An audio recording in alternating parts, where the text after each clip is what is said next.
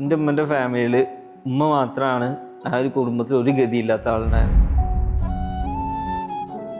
ഉമ്മാക്ക് സത്യം പറഞ്ഞു കഴിഞ്ഞാൽ എന്താ പറയുക, സ്വന്തമായിട്ട് വീട് പോലും ഇല്ലാത്ത ഉമ്മാക്ക് മാത്രം ആ ഫാമിലിയിൽ ഉണ്ടായിരുന്നു. എൻ്റെ ഉമ്മയായിരുന്നു ഈ നാട്ടിലെ എല്ലാ വീട്ടിൽ കൂടി ജോലിക്ക് പോയിരുന്നത്. അല്ല, ജോലിക്ക് പോയിരുന്നത്. ഇന്ന് ഉമ്മാന്റെ വീട്ടിൽ ഞാൻ ജോലിക്കാളെ വരുത്തുന്നുണ്ട്. ഉമ്മയും ഞാനും ഒരുമിച്ച് സക്കാത്തിന് പോയിരുന്ന ആൾക്കാരാ. ഇന്ന് ഉമ്മാക്ക് വരുന്ന സക്കാത്ത് കൊടുക്കാൻ പറ്റും. അതൊക്കെ ജീവിതത്തിൽ ഒരിക്കൽ അനുഭവിക്കണം. നമ്മൾ എന്നും കഷ്ടപ്പാട് മാത്രം, എന്റെ ജീവിതം കഷ്ടപ്പാട് മാത്രമാണ് നമ്മൾ ചിന്തിക്കരുത്. ഒരിക്കലെങ്കിലും ഓല പോലെ എനിക്കൊന്നും ആയാൽ മതിയായിരുന്നു നമ്മൾ ആഗ്രഹിച്ച് നേടിയിട്ടുണ്ടെങ്കിൽ അതിനോളം അതിനും വേറെ ഒന്നുമില്ല.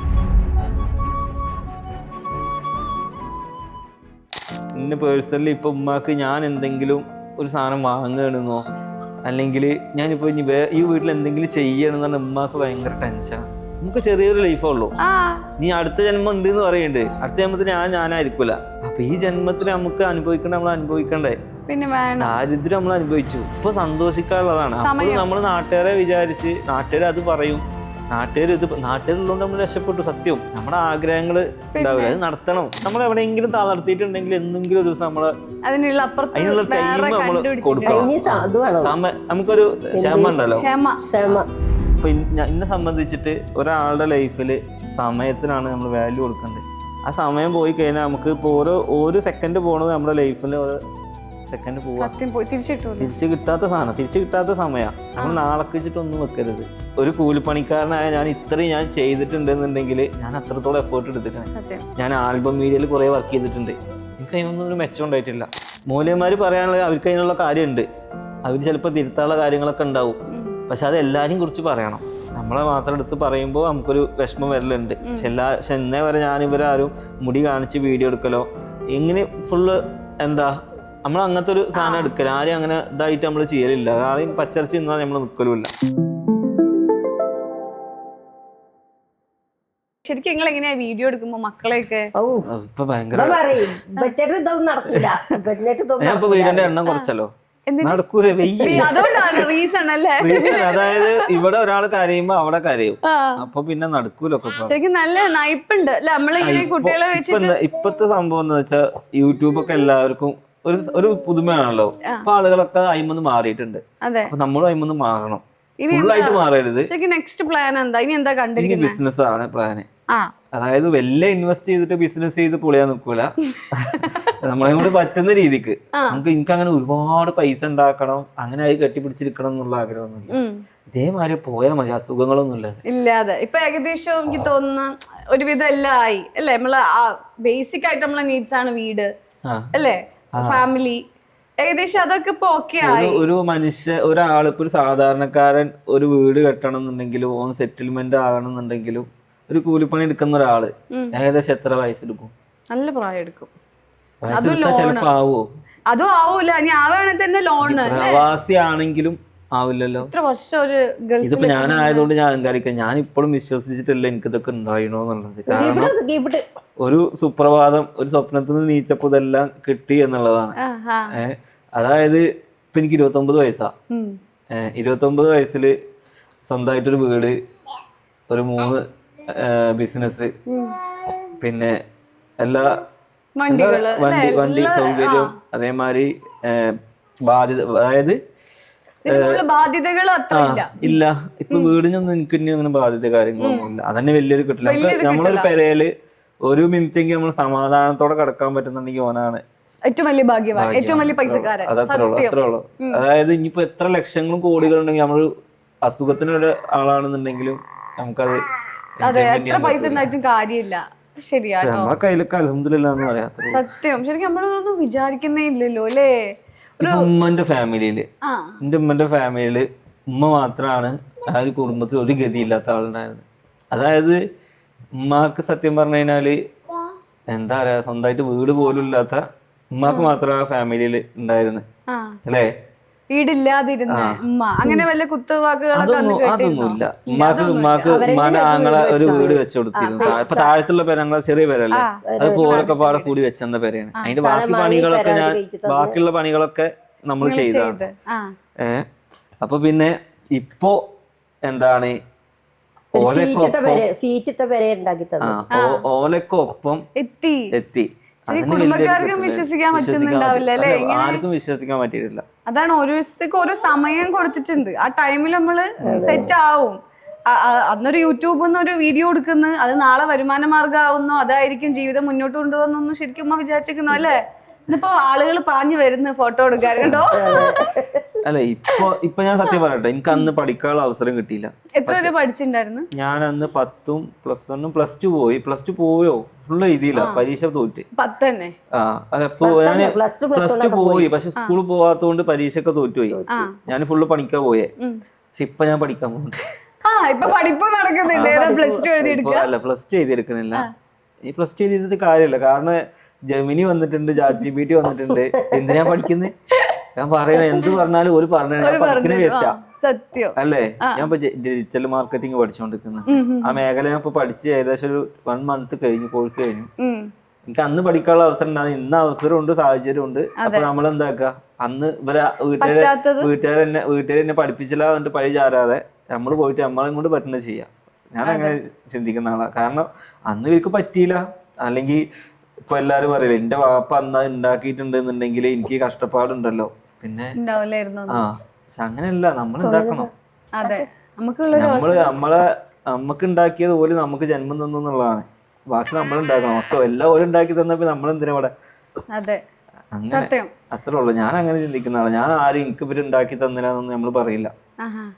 അതെന്തായാലും നല്ല കാര്യമായിട്ടോ. ഇവര് നമുക്കൊരു പ്രസവിച്ച് നമ്മള് സെറ്റാക്കി തന്നല്ലോ അല്ലെ, ബാക്കി നമ്മൾ ചെയ്യാന്നുള്ളത് വലിയൊരു സാഹചര്യത്തിൽ ഇവർക്ക് അന്ന് അതേ ചെയ്യാൻ പറ്റുള്ളൂ.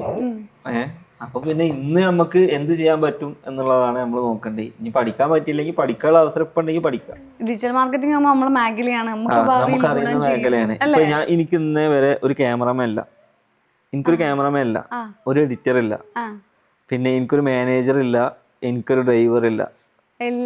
അതായത് എനിക്ക് ടോട്ടല് ഉമ്മയും മോനും എന്ന് പറഞ്ഞ ചാനലുണ്ട്, നൗഫൽ TKD എന്ന് പറഞ്ഞ ചാനലുണ്ട്, സിനൂസ് കിച്ചൺ എന്ന് പറഞ്ഞ ചാനലുണ്ട്. പോരാത്തതിന് ഇപ്പൊ തുന്നി എന്ന ബ്രാൻഡ് ഉണ്ട്, കിഡോപ്പി എന്ന് പറഞ്ഞ 2 ബ്രാൻഡ് ഉണ്ട്. പിന്നെ അതും അല്ലാതെ ഇപ്പൊ ഈ വിഷ്ലിങ്ക് അതുപോലത്തെ സാധനമൊക്കെ, ഇതെല്ലാം ഒരു ദിവസം ഞാൻ അവിടെ ഇരുന്ന് ചെയ്യുന്നുണ്ട്. അതും പോരാത്തതിന് ഇൻസ്റ്റാഗ്രാമില് പ്രൊമോഷൻസ് ചെയ്യുന്നുണ്ട്. ബിസി അല്ല, ഹാർഡ് വർക്ക്. ഇതിപ്പോ ഞാൻ ചെയ്യുന്ന പണിയാ. എനിക്കിപ്പോ ഒരാളെ ഞാൻ ചെയ്താൽ എനിക്ക് ഭയങ്കര തൃപ്തിയാവുക. ചിലപ്പോ എന്നെ കൂടെ ചെയ്യുന്ന ആളുകൾ ഉണ്ടാവാം, പക്ഷെ എനിക്ക് അതിൽ ഫോക്കസ് കൊടുക്കണമെങ്കിൽ ഞാൻ ചെയ്യണം. മറ്റേ ഞാൻ മടിയനായി പോകും. ഇപ്പൊ ഇതെല്ലാം കൈകാര്യം ചെയ്യുന്ന ഞാൻ ഒറ്റക്കാ. അതായത് 3 ചാനൽ ഞാൻ ഡെയിലി വീഡിയോ ഇടലുണ്ട്. അപ്പൊ ആരും പറയരുത് വെറുതെ ഇരുന്ന് പൈസ വാങ്ങാണെന്നല്ലേ. ഇല്ല, 3 ചാനലിലും കഷ്ടപ്പെട്ടാലേ നമുക്ക് പൈസ ഉണ്ടാക്കാൻ പറ്റുള്ളൂ, എന്ത് ചെയ്യാൻ പറ്റുള്ളൂ. അതായത് 3 ചാനൽ ഡെയിലി വീഡിയോ ഇടും. പ്രൊമോഷൻസ് എനിക്ക് മാസത്തിൽ എന്തായാലും ഒരു 5-6 പ്രൊമോഷൻ എന്തായാലും ഉണ്ടാവും. ഈ മയൂരി ആയാലും നെസ്റ്റോ ആയാലും ഹൈപ്പർ മാർക്കറ്റുകളായാലും അതല്ല ബ്രൈഡല്, റെന്റല്, അങ്ങനത്തെ ഒരുപാട് സംഭവങ്ങൾ ചെയ്യലുണ്ട്. എല്ലാവരും ചെയ്യലുണ്ട്, ഞാനും ചെയ്യലുണ്ട്. അപ്പോൾ അതൊക്കെ നമ്മൾ ചെയ്യുന്നത് വേറൊരാളെയും കൂട്ടുപിടിക്കാതെയാണ്. ഞാൻ ഉമ്മനായിട്ട് പോവും, വൈഫിനായിട്ട് പോവും. എനിക്ക് ക്യാമറ എടുത്താലേ വൈഫാവും. അങ്ങോട്ടും ഇങ്ങോട്ടൊക്കെ ഇവിടെ ഇരിക്കുന്ന ട്രൈപോഡ് വെച്ചിട്ട് ഞാൻ വീഡിയോ എടുക്കല്, ഞാൻ വേറെ ആരെയും കൊണ്ട് എടുപ്പിക്കലില്ല. അത്രേ ഉള്ളൂ. ഉമ്മ പിടിച്ച അല്ല, ഞമ്മക്ക് എന്താന്ന് വെച്ച് കഴിഞ്ഞാല് ഇപ്പൊ വേറെ ആള് ഉമ്മന്റെ മുമ്പിൽ ക്യാമറ പിടിക്കുമ്പോ ഉമ്മ പറഞ്ഞോളന്നില്ല. ഇപ്പൊ ഈ വ്ളോഗിന്റെ ഒക്കെ കാര്യം എങ്ങനെയാന്ന് വെച്ച് കഴിഞ്ഞാല് നമുക്ക് മനസ്സ് തുറന്ന് സംസാരിക്കണം എന്നുണ്ടെങ്കിൽ പുറത്തുനിന്ന് ഒരാൾ നിൽക്കുമ്പോൾ ഒരു ക്യാമറ പൊങ്ങളോട് നിൽക്കുമ്പോഴും നമ്മൾ ചില കാര്യങ്ങൾ മറച്ചു വെക്കും, അല്ലെങ്കിൽ പറയേണ്ടത് പറയൂ. മറ്റേന്താന്ന് വെച്ച് കഴിഞ്ഞാൽ ഇങ്ങനെ ഓപ്പൺ ആയിട്ട് സംസാരിക്കാനുള്ള ഒരു ഫ്രീഡം കിട്ടും. അപ്പൊ നമ്മൾ തന്നെയല്ലേ ക്യാമറ എടുക്കണേ, അപ്പൊ ആ വീഡിയോ കാണാൻ രസമുണ്ടാവും.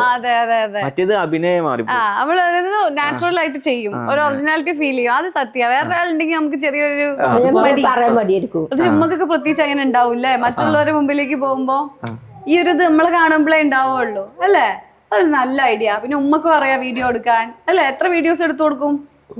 ഞാൻ ഒറ്റക്കാണെങ്കിൽ പിടിക്കാൻ പറയും, ഒരു ഷോട്ട് എടുക്കാണ്ട് കേട്ടോ പറയും. പിന്നെ അതേമാതിരി ഈ പർപ്പിള് നെയ്ക്ക അവരൊക്കെ ആയിട്ട് ഇന്നും കൂടെ പറ്റുന്ന മാക്സിമം ചെയ്യും. അതേപോലെ അതായത് നമ്മളെ ജോലി ഇതാണ് സത്യം. നമുക്ക് ജോലിയാണെങ്കിൽ നമ്മൾ ഹാർഡ് വർക്ക് ചെയ്യുക, അല്ലാതെ എനിക്ക് ഇത്ര പൈസ ഉണ്ടാക്കിയാൽ മതി എന്ന് വിചാരിച്ചിട്ടല്ല. നമുക്കൊന്ന് സെറ്റിൽഡ് ആവണം. എപ്പോഴും കിട്ടൂല. എപ്പോഴും നമ്മൾ കിട്ടുന്ന ഓപ്പർച്യൂണിറ്റി നമ്മൾ എന്താക്കുക, മാക്സിമം യൂട്ടിലൈസ് ചെയ്യുക. അത്രേ ഉള്ളൂ. ഞാൻ അങ്ങനെ ചിന്തിക്കുന്ന ആളാണ്. ഞാൻ ഇപ്പോൾ ഒരു സോഷ്യൽ മീഡിയ ചെയ്യുന്ന ആളാണ്. എനിക്ക് ആ സോഷ്യൽ മീഡിയ എങ്ങനെ ബിൽഡ് ചെയ്യാം അപ്പൊ എനിക്ക് 2 പ്ലാറ്റ്ഫോം അപ്പുറത്ത് ഉണ്ടാക്കിയാൽ മതി. അതായത് ഞാൻ ഈ കിച്ചണിൽ എനിക്ക് അത്യാവശ്യം എമൗണ്ട് ചിലവായിട്ടുണ്ട്. ആ കിച്ചണിന്റെ എമൗണ്ട് ഞാൻ ഈ കിച്ചൺ ചാനൽ ഉണ്ടാക്കിയ ടൈമിൽ നിന്ന് ഉണ്ടാക്കി. അല്ല, ഞാൻ ഏകദേശം 8 ലക്ഷം റുപ്യന്റെ അടുത്ത് കിച്ചൺ ആയിട്ടുണ്ട്. ഞാൻ 8 ലക്ഷം റുപ്യയുടെ അത് പ്രൊമോഷൻ ആയിട്ടും അതിന്റെ വീഡിയോസ് ആയിട്ടും ഞാൻ അതിന് ഉണ്ടാക്കി.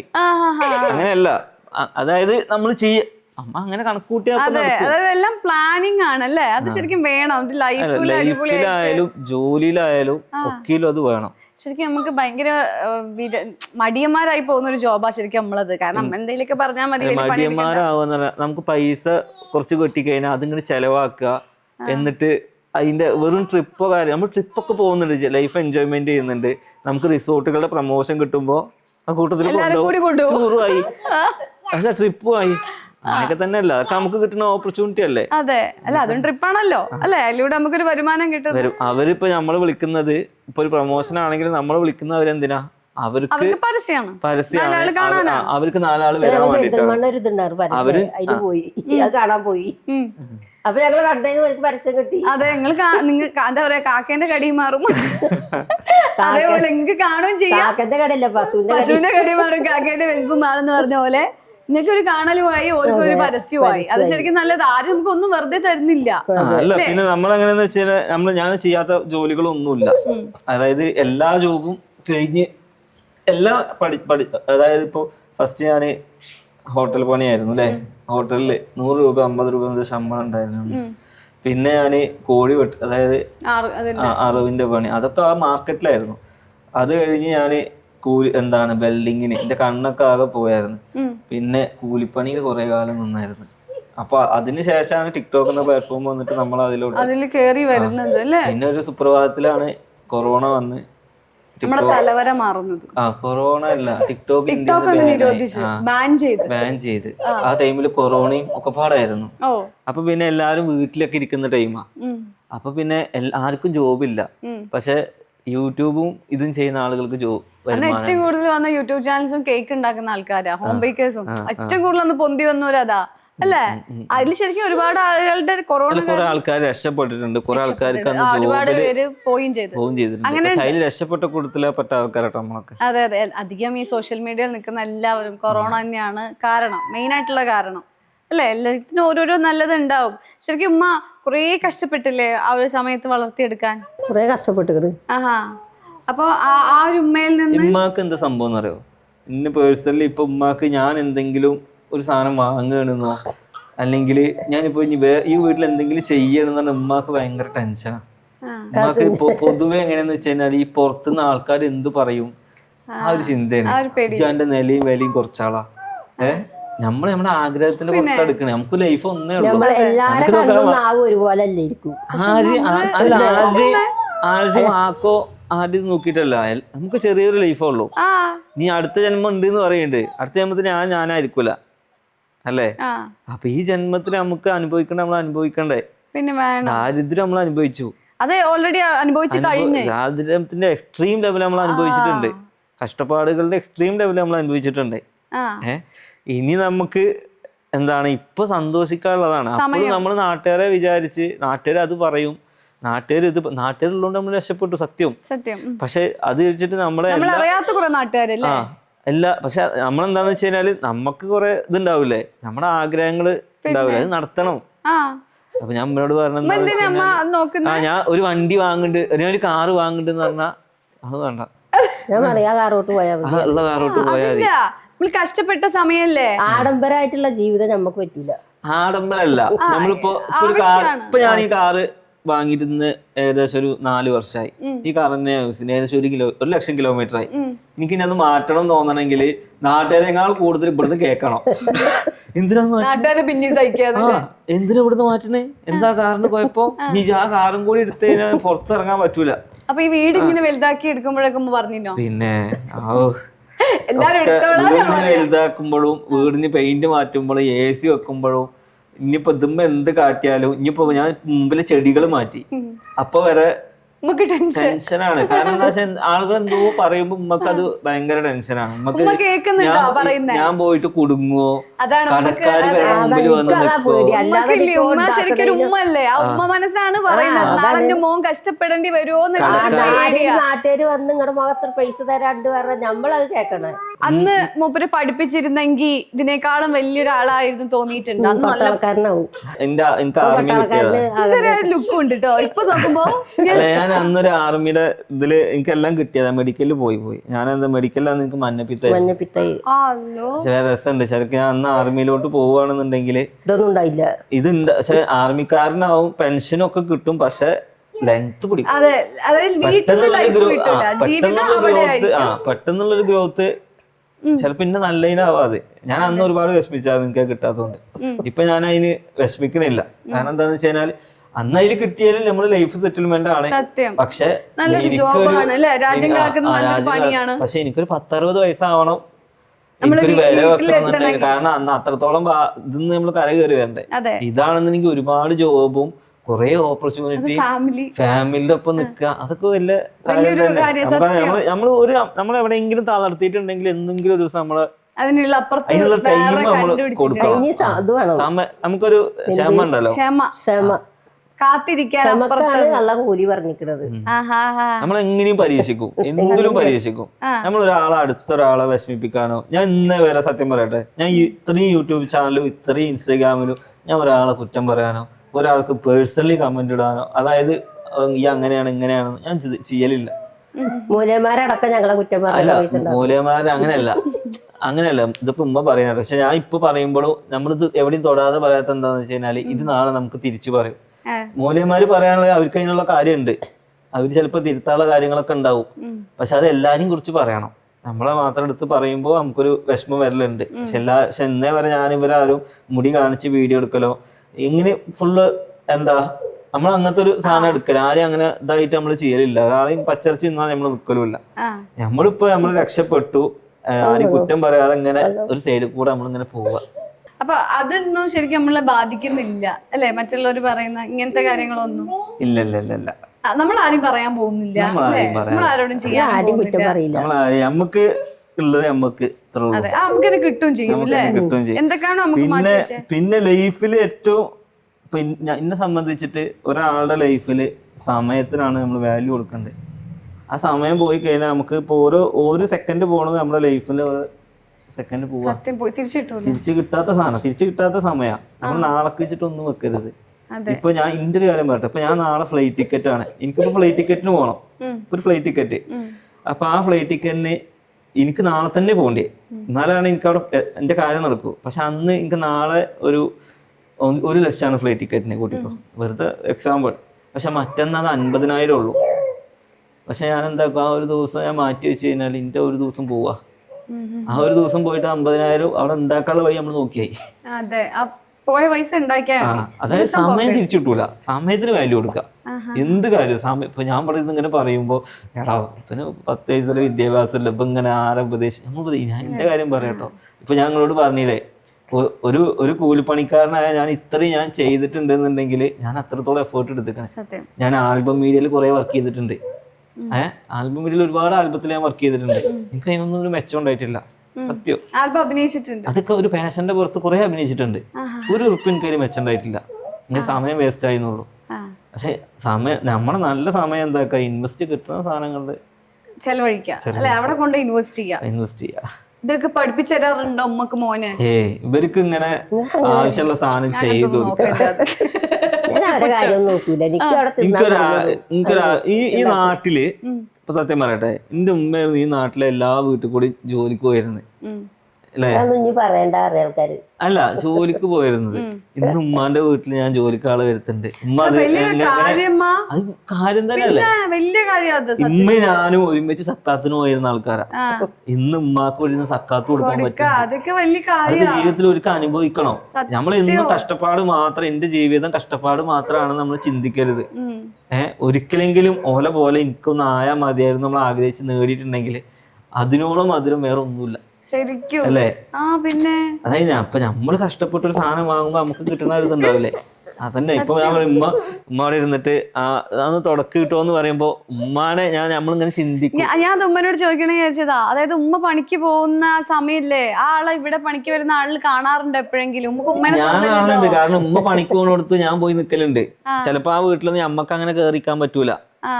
നമുക്കൊരു മടിയൊക്കെ അറിയാം, നമ്മളെ മേത്ത് നിന്ന് അഴുക്കാവോ തൊട്ടേനെ ചളിയാവോ, ഓല് TV കാണുമ്പോഴൊക്കെ നമുക്ക് എത്തി നോക്കല് മാത്ര. അപ്പൊ അങ്ങനെ ഒരു ഉമ്മക്ക് അന്ന് പണിക്ക് പോകുമ്പോ കിട്ടുക 50 രൂപ കൂലിയാ. ഇന്ന് ഇവിടെ ഒരാള് പണിക്ക് വന്ന ഉമ്മ എത്ര കൊടുക്കല്? 500 കൊടുക്കല്. മാറ്റം അതല്ലേ, ഉമ്മക്ക് കൊടുക്കാൻ പറ്റി.